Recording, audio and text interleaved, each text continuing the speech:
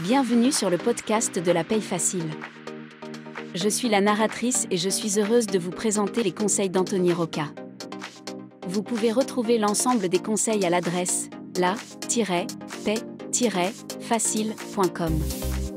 Vous pouvez aussi vous inscrire à la newsletter. La newsletter par mail vous offre tous les jours des conseils et des offres promotionnelles. Sans plus tarder, voici le sujet du jour. La DSN pour les nuls. La DSN pour les nuls vous explique comment fonctionne le système de la DSN même si vous n'avez jamais réalisé le traitement de la paye pour le compte d'une entreprise. Comprendre la DSN, c'est facile quand c'est expliqué simplement et clairement. Qu'est-ce que la DSN ? La déclaration sociale nominative est une norme en gestion de la paye qui consiste à centraliser les informations de paye dans un fichier. Une fois les données sociales centralisées, il convient de les transmettre sur NetEntreprise. Une fois la DSN réceptionnée sur NetEntreprise, les organismes de recouvrement les récupèrent et les traitent. La DSN contient notamment le montant des cotisations et contributions sociales et permet de générer des prélèvements pour recouvrir les charges. Comment est faite cette déclaration ?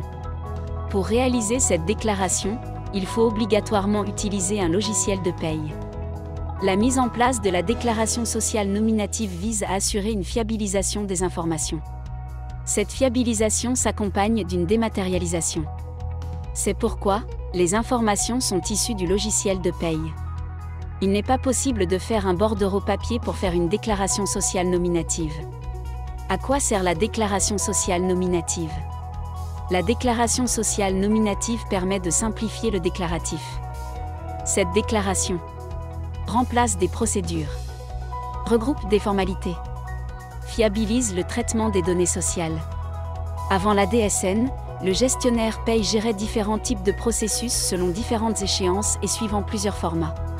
Avec la déclaration sociale nominative, vous faites une DSN au lieu de faire des DUC, des déclarations de mouvement de main-d'œuvre, des affiliations aux organismes complémentaires. Il existe différents types de déclarations et différents types d'organismes sociaux. Les différentes DSN. La DSN pour les nuls, c'est aussi savoir qu'il existe plusieurs types de déclarations sociales nominatives. La plus connue, c'est la mensuelle. Mais il y a aussi les DSN événementielles et la nouvelle procédure DSN-ADV. La mensuelle est envoyée pour régler les cotisations sociales aux organismes de recouvrement. Elle événementielle est transmise lorsqu'un événement a lieu comme une maladie non professionnelle, un départ de l'entreprise.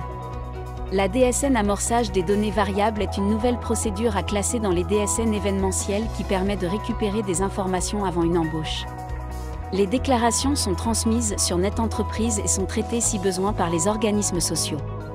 Les organismes sociaux. Il existe de nombreux destinataires des déclarations sociales nominatives. Pour simplifier, DSN pour les nuls, les organismes sociaux sont l'URSSAF, la retraite complémentaire, les organismes complémentaires. Un mot sur les organismes complémentaires. Les OC, organismes complémentaires, sont l'ensemble des organismes sociaux qui complètent les droits des salariés. Dans ces organismes, vous avez la prévoyance. La prévoyance couvre le risque, notamment le risque décès ou invalidité. Elle est mise en place par obligation de la convention collective applicable ou parce que le salarié concerné est cadre. La mutuelle. La mutuelle assure la prise en charge des dépenses de frais de santé. La mutuelle est obligatoire sauf en cas de dispense. La retraite supplémentaire. La retraite supplémentaire vient en complément des droits de retraite de l'assurance vieillesse et de ceux de la retraite complémentaire. Rien dans le Code du travail n'oblige une entreprise à mettre en place ce genre de contrat pour les salariés. Pour faire la déclaration lorsque ces organismes sont destinataires, vous devez récupérer les fiches de paramétrage sur NetEntreprise et les intégrer dans le logiciel de paye. Quand faire la déclaration ? Contrairement aux anciens processus de déclaration avec des échéances différentes suivant l'organisme social, la DSN mensuelle est à réaliser tous les mois. Ce qui veut dire que vous devez produire le fichier tous les mois. Par contre, le paiement des cotisations peut s'effectuer suivant des cadences différentes. Vous pouvez déclarer les cotisations prévoyance tous les mois mais payer les cotisations tous les trimestres. Pour ce qui est des événementiels, elles doivent être réalisées au moment de la connaissance de l'événement. Si un salarié quitte l'entreprise, vous devez faire la DSN événementielle dans les 5 jours.